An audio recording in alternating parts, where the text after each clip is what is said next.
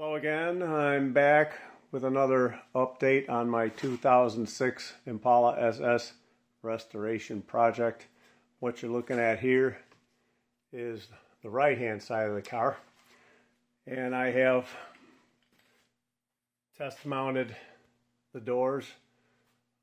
Last video I made, I believe I was showing the doors on the left hand side being test fitted, and now I've gotten to where I've just about finished out the rocker, and I've fitted the mountings for the rocker beauty cover, and then so I've got that all bolted on, and then it's time to test mount the doors on it and make sure that I preserved all my dimensions when I welded everything back together. Check for nice looking gaps, which I have right there. Nice looking gaps, nice even 1/4 inch gaps, looking good. Nice even 1/4 inch gaps, looking good. And also looking for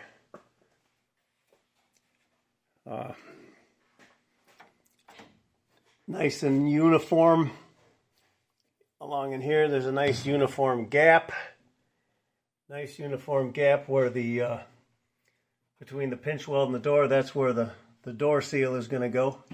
So probably doesn't show up on camera too well, but nice. There has to be a gap there, and it's even and uniform and nothing out of whack. So the doors are going to seal like they're supposed to, and you see the same thing over there, and it has to follow the contour. There's a little bit of a contour. I don't know if you can see that rearmost bottom corner of the door, but same thing. And you can see the opposite side there. I've done some finishing over there. There's this was the side that has the new inner rocker panel. And yeah, like I say, I had to preserve some dimensions, and I've got to make absolutely sure that these doors, they fit up like they're supposed to, and I don't see anything wacky, because now's the time. You know, if you're gonna take and finish this all out and get the whole thing painted and everything, and well, it would still be a heck of a setback if I found anything wrong. I've said this before, but I was 99% certain everything was going to be fine, because I did take measures to preserve dimensions. But there's only one way to be absolutely sure. So now that that step's been taken care of, and then so here's the left-hand side, and last time out I had the doors and the rocker cover all fitted onto this. Well, this side's finished out now, and so you can get an idea here. This weld here, I didn't finish this out where it really doesn't show here, and I did more. There's a weld here, and there's a weld that goes along here, and this weld here continues on, and there's this weld wraps around here, and like I said, there's weld down here, and then there's another weld right about here that goes straight across, and all this stuff had to be cut away. There was rust underneath there, and I needed to gain access. There's reinforcement. There's like a built-up stack of multiple reinforcements that they had to be cut away and fixed and welded back on, and then anyway, so what I had to do is I had to put a skin on this. So this skin here, this is sheet metal. You can see it from the edge here, and there's a gap here.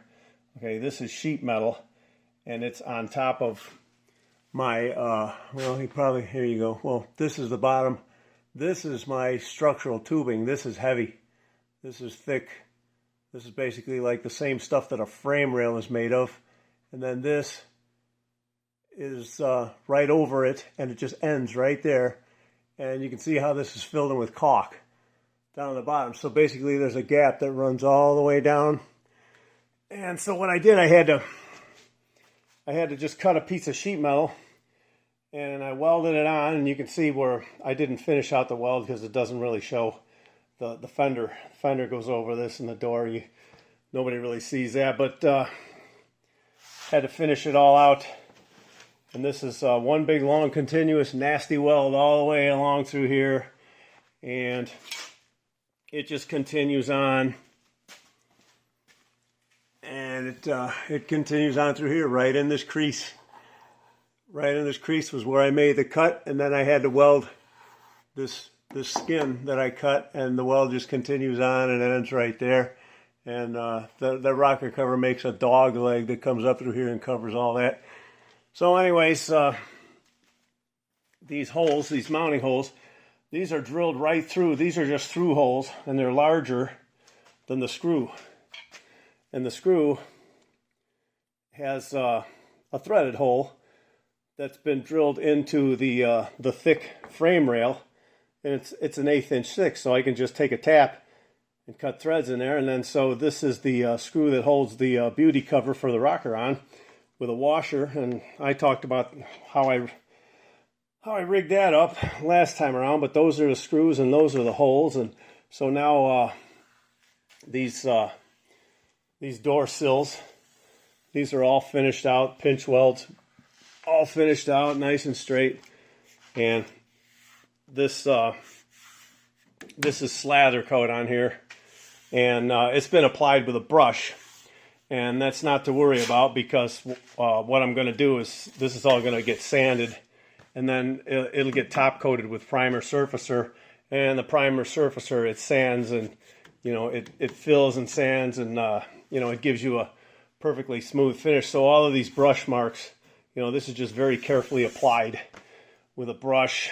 And that's the thing, that's really what's so cool about that product, is you can brush apply it. And I'll sand this enough that these brush marks will be sanded out, and they're filled in with primer surfacer. And so in places where you're going to use it on exterior areas that are going to be finish painted, and you can still apply it with a brush, and that's my strategy. This whole thing is probably from about here down, it's going to be slather coat, because this stuff is very, very durable and rust resistant. So basically, when it comes to, the entire underside is coated with this stuff. Plus, it's going to continue on the outside for about the bottom half all across here, and then it'll all be sanded smooth. And I did the same thing on my truck. Basically, the bottom half of the exterior is all it's base coated with slather coat, and then you use your normal products on top of that, your primer surfacer, and then your exterior paint, your color base coat, and then your clear coat and everything, and you just paint it like you would any other car. But it's going to have this all underneath it, and it's brush applied, because I can sand it off. It goes on thick, and you can do a careful job. If for example, in these areas that are just the underneath, I slathered it on, with carefree abandon. It's thrown on there thick here, and there's some sags and gobs and stuff in there, and it's like nobody cares. This is all going to get coated with bed liner. This isn't even done yet. This has been coated twice with slather coat, and then it's also had all of its seams welded up. And then this is going to, all of these, the bottom, I did this on my truck too, the wheel wells and the whole bottom, it's going to get bed liner. But going back to the rocker here, all I did was I welded a skin on, and then, like I said, there's holes that go through the skin. There's a gap between the skin and the that frame rail, that reinforcing rail, that it's probably about, you can almost stick your finger in there. And what I did, this has been sealed up with rubber caulk, but before I did that, and that's very high quality urethane rubber caulk too, but before I did that, I took this stuff here, urethane foam insulator, and so this whole thing, the gap in between this skin and the frame rail has been shot full of this foam, and I did it upside down, so the whole thing was rolled over. This was upside down, so this was face up under here. And I can take this nozzle and get it in there and shoot that foam, and the whole thing's been filled in. So, and before that, before I shot the foam in there, well, I got to back up a little bit, because I shot it with multiple coats of this stuff. So it's been shot full of frame shot before I filled it in with the Gorilla Foam. And then after it's all filled in with the Gorilla Foam, that's when I caulk the whole gap shut. So now that's all sealed off from the outside. And then I put a piece of angle stock right here. And I'll have to flip it over and show that later. But it made a nice little pinch weld here. Completes the pinch weld to the inner rocker and the floor right there. And then so it forms the bottom of this rocker. And it just completes it. And so there you go. And yeah, you know, I don't know, I'm just jumping all around here. But anyways, you know, this stuff has all been sealed with caulk. I showed this before. And then you can run the slather coat right over it. The stuff is, you can apply it over paint or under paint and paint over it. You can go any way you want. It cures pretty tough. And, you know, so this has all been sealed. And like I say, this is going to get a top coat of bed liner too. Everything underneath there, it's going to be ridiculously coated. And then, yeah, I got to get to the other side. As you can see, this side here has been, it got another coat of slather coat. That's its second and final coat. And then everything, every weld and every seam has been covered up with caulk. I don't know, let me see if I can find some of that caulk. Yeah. What did I do with it? I don't know. Well, here's the gun. I wanted to find a clean tube, but yeah, you can't see it. It's 3M. It's good stuff. It's urethane. This is not the usual stuff. It's urethane caulk. It's expensive. Man, they want about $30 a tube for that stuff, but it's some of the best stuff I've ever used. So anyways, yeah, if you get a look, I did, you can see it's half and half. So that side's got its final coat. This side is waiting for its coat. I went right down the middle, all the way to the back. Everything inside there, and every seam, every weld, it's been finished caulked. And I did the same thing on the underside too. I don't know if you can see that, but yeah, same thing. You can see over here. That side, you know, you can see this side here is done, and you can see where I ended in the middle. So I'm just going to meet it in the middle. The reason why is this is too much area to just do all in one shot. You got to do it in sections. There's just way too much. It's time consuming and painstaking to get that stuff slathered into every crevice, and you know, get it all daubed into every crack and everything. And see, I got inside the wheel well here, and that's all done. That's all done with the caulk. This whole side is done. So the left-hand side is pretty much done. The next thing that happens over here is this is going to get bed liner, and the whole darn thing underneath, the whole belly, everything, bed liner. It won't be silver anymore. It'll be black, and it'll be ridiculously coated. And so, like I say, this side is still waiting for me to get to it, and I wasn't gonna. First, I got to make sure the doors fit, so the doors fit. And so I cleared that hurdle, and this is the inner rocker that I had to repair because I couldn't get it. This side, this is new, and I could get it from GM, so that's a completely replaced one. And that one there, I had to save it, and you can see, where I welded, and the weld goes through there, and you can see, comes out right there, and it goes up here. Then it kind of goes along there, and it goes on an angle down over here and goes this way, and just kind of comes down and ends right about there. And the whole back half of it was gone. It ends right there. I just Frankenstein that little piece right on there. I needed it because it's got that stud, that wiring mounts to that. And then I needed the very top of it for reference holes because, like I say, when I cut all this stuff out of here, because of the way I had the vehicle supported, I had to support it on the package tray by its haunches, because the trunk floor was out, gone. The tubs were out. This was all hollow. You could stand in there, and I had a couple of stands.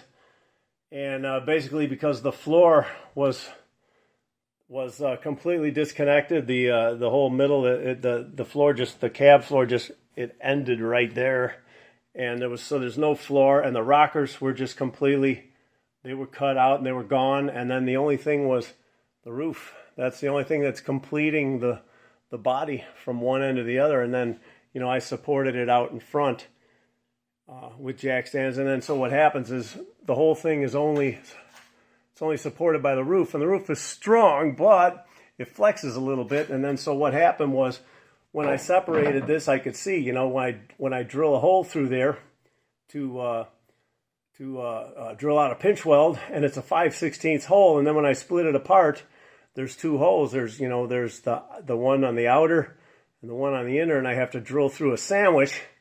And when I drill through the sandwich and separate it, then the two holes just spread away from each other, and they're no longer in alignment. And those are 5/16 diameter holes, and they're completely unaligned. They move sideways away from each other, one this way and one that way, and it's because the roof is flexing, and so they spring apart. And so those 5/16 holes, if they spread out and there's no more alignment, that means it moved at least 5/16 of an inch. And then from there I could take a pry bar and stick it through on an angle and then pry it back. And that's when I realized that's how I'm going to preserve my locations. So I had to be very careful to keep those holes. I had to keep holes for reference, because this was just cut right there. And then the whole inner rocker is just gone, and it's cut here. And all these pillars were completely separated from the body floor. It was just hanging loose. And, like I said, nothing was holding it but the roof. That's not how they build them at the factory, but that's how I had to improvise a repair. So that's why it's so critical to make sure those doors fit back the way, I knew I was preserving my locations, but I just have to make absolute sure. So now I'm not 99% sure, I'm 100% sure the doors fit. And both sides have been checked, and everything is going back together like it's supposed to. So from there I can proceed. So I'll take these doors back off and finish out this side the same way the left side is finished. This side will get finished. And there, let's take and open this door. And so there you see, I have some filler here. There was, let me open this. Got to do it carefully. There we go. And there's a weld going across there, and another weld going across there, and those have been filled. And then another weld going across there.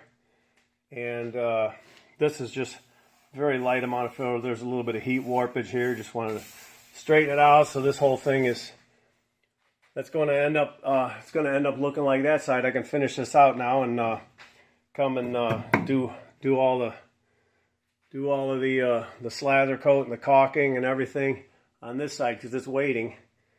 And I have let's see, so here's the other one, same thing, and it just needed a real little bit of heat warpage fixed right there, and there you go. So yeah, and then this beauty cover, it just comes right up to that crease.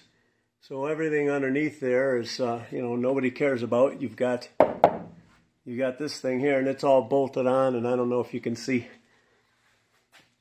I talked about that, how I mounted it. But there's some extra holes here. So there's a rubber strip that goes here, and this hole is for a little clip that holds the rubber strip. So there's a rubber strip, it's a seal that it engages to the door bottom right here, the rubber seal. It just seals against there, so it rides. You know, if I can get this to, so it rides right in this channel. So everything here is hidden. Okay, and so I drilled another hole here. This is where one of my screws go. That's my hole, that larger hole.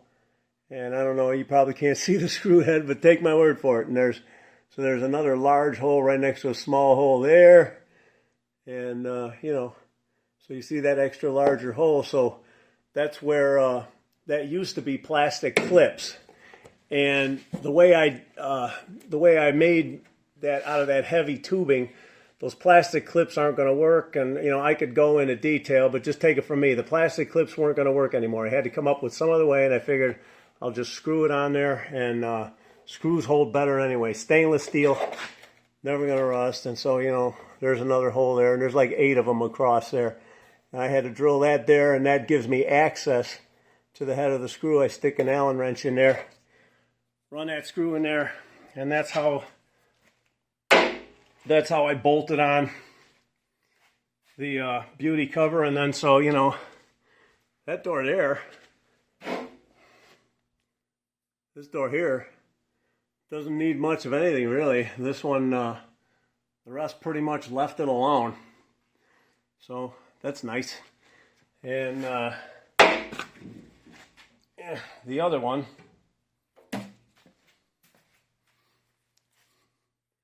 didn't come out so lucky, and I got to fix that. So that's going to need some cutting and welding, and I'll be doing that. I'll have the doors on a bench. They will not be mounted on the car. They're only mounted on the car temporarily, so I could check everything out. And I guess I'll talk more about what I'm doing to the underneath after I get these doors off, and I'll finish this all out. I can show you. Like, this is what I had. This is that, there was the first coat of slather coat here, and then there's the caulk right there. And this is where welds were, and I had to grind away, burn paint. There was welds all through there, and that's done, and it's ready for its second coat of slather, and it hasn't gotten it yet. And this side here, yeah, you know, like, what did I do here? I did, like right here, you see this, you know, you see there's burn welds that have been sanded down clean, and, you know, because all this stuff, it was slather coated before I welded it in, and then, you know, that's where the coat burned, where I made welds, and then I had to clean all that off. And then, so you can see how it's already been done once. Well, it's going to get done again after I caulk everything. And, well, I can caulk after I paint or before, either way, but like, that's what I did here. You know, this one's finished. It's had its second coat. And this is a job. You got to go in here and you got to scuff every bit of it. You have to get all of the little nooks and crannies. There's places where you can only get it by hand with your fingers, and you got to get in there, spend all day working your fingers to the bone, making sure everything is sanded, and then you have to solvent clean it, and it's got to be clean.